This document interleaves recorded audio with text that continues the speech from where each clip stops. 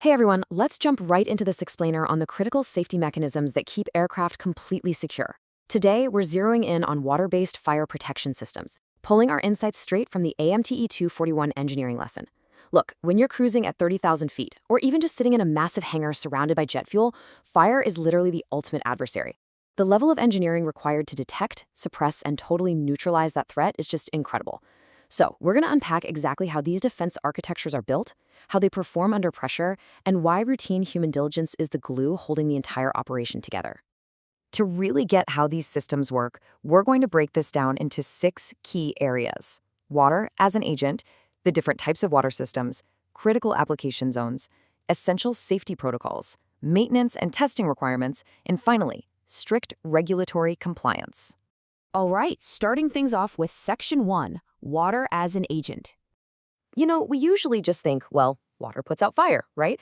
But the actual physics happening at the molecular level are fascinating. Water suppresses fire through what engineers call the cooling method. Combustion obviously needs fuel, oxygen, and heat. Water goes right after the heat. Because water has this incredibly high specific heat capacity, it can rapidly absorb just massive amounts of thermal energy from the flames. And as it eats up that heat, it turns into steam, physically expanding to suffocate the fire, while simultaneously dropping the core temperature to totally stop the combustion cycle. It's literally a violent thermodynamic exchange, and it's designed to freeze a fire right in its tracks. But we definitely have to respect its limits, because water is absolutely not a magic bullet. Now, for your standard Class A ordinary combustibles, wood, paper, fabrics, the kind of stuff you've got in the passenger cabin, it is phenomenal. But if you try to spray water on a Class B flammable liquid fire like pooling jet fuel, you're basically just going to spread that burning fuel everywhere. And dumping a highly conductive liquid onto a live electrical fire inside an avionics bay, yeah, that's a guaranteed recipe for a bad day. So knowing exactly what is burning is just as critical as knowing how to suppress it. Moving right along to Section 2, Types of Water Systems. Based on the engineering lesson, we are looking at 3 primary system architectures. First, your standard sprinkler systems, which trigger individually once a very specific heat threshold is crossed. Then, you've got deluge systems, and the name kind of gives it away. These are built to open all nozzles simultaneously, dumping an overwhelming volume of water instantly to rapidly cool a massive area. Finally, there are mist systems. These are brilliant. They force water through micro nozzles to create a super fine fog. This exponentially increases the water's surface area, which makes that thermal absorption we just talked about happen almost instantaneously. These heavy-duty setups are explicitly engineered for high-risk zones, like massive aircraft hangars and adjacent fuel storage, where a fire can go from a spark to a catastrophe in seconds. Next up is Section 3, Critical Application Areas. Engineers obviously don't just scatter fire suppression around at random. They map out a highly strategic perimeter directly into the most vital zones of the aircraft. We're talking about the engine nacelles, where you've got extreme heat and high-pressure fuel mixing literally inches from the wing. You have the auxiliary power unit, the APU, tucked away in the tail section, the vast cargo holds right under the passenger's feet, and of course the avionics and electrical bays. It's a deeply calculated strategy to ensure the spaces most likely to ignite, or the ones that would be most catastrophic if they did, are heavily armored. Because these systems are housed in such high-stakes environments, the source material drives home a very specific phrase. They are critical to reliability. And in aviation, reliability isn't just corporate jargon. It literally means keeping people alive. If an engine catches fire mid-flight, the suppression system absolutely cannot fail. It has to work flawlessly the very first time, every single time. Because up there, there's no pulling over to the side of the road. Which brings us to Section 4, Essential Safety Protocols. Here's the irony. The exact systems designed to save lives in the air can actually be incredibly hazardous down in the hangar. A mechanic's entire workflow is dictated by these strict safety protocols. They have to constantly monitor toxicity limits and exposure times when they're working around discharged agents. They have to guarantee proper post-discharge ventilation so nobody suffocates in a confined space. And most critically, they must physically lock the system out with ground safety pins before ever sticking their hands inside a tight engine cowling. It really is a striking contrast.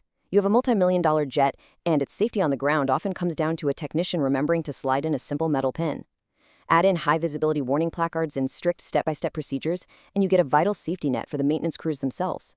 Now let's get into Section 5, Maintenance and Testing Requirements. There's a foundational rule we live by here. A defense system is only as good as its last inspection.